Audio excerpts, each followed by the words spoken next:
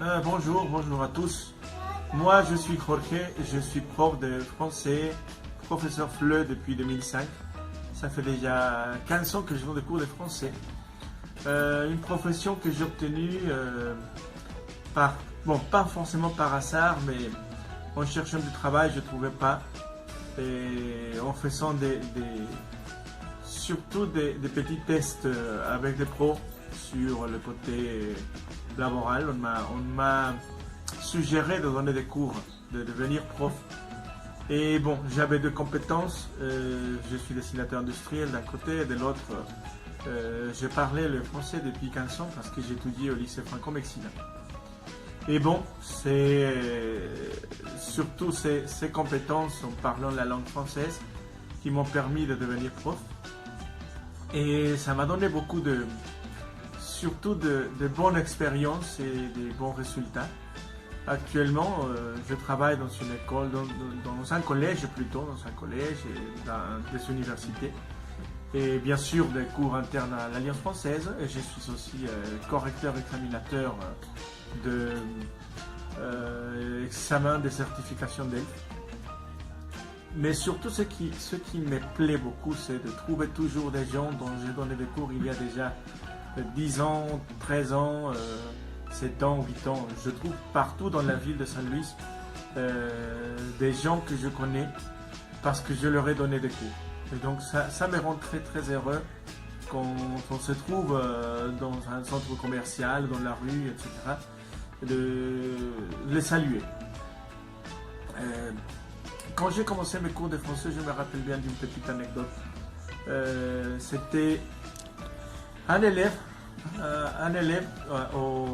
c'était le 10e, 9e je pense, de cours, dans le système mexicain bien sûr. Et j'ai fait un petit examen, un petit contrôle sur les chiffres en français. Je leur ai donné des additions, des petites formules.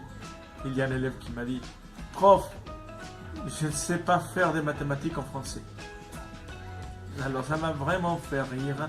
À ce moment-là, bien sûr, je ne pouvais pas rire parce que bon, étant prof, tu ne peux pas faire ça. Mais c'était vraiment rigolo d'écouter un élève qui disait « Moi, je ne peux pas faire des additions en français. » Mais bon, ça c'est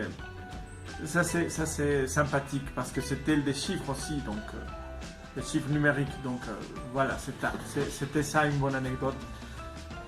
Je pense qu'il y en a plusieurs anecdotes.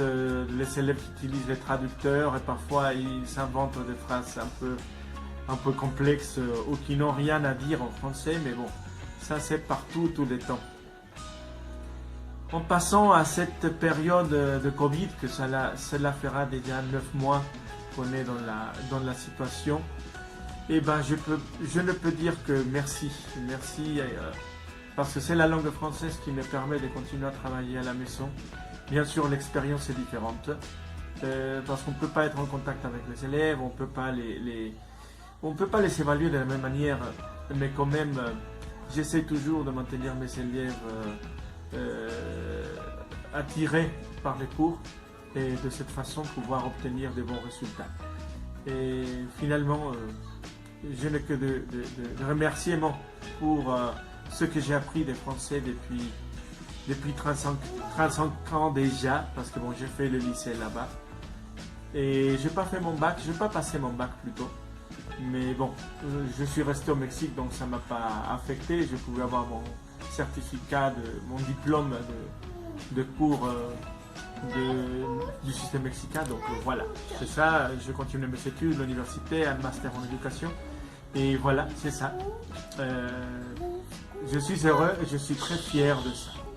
Merci beaucoup.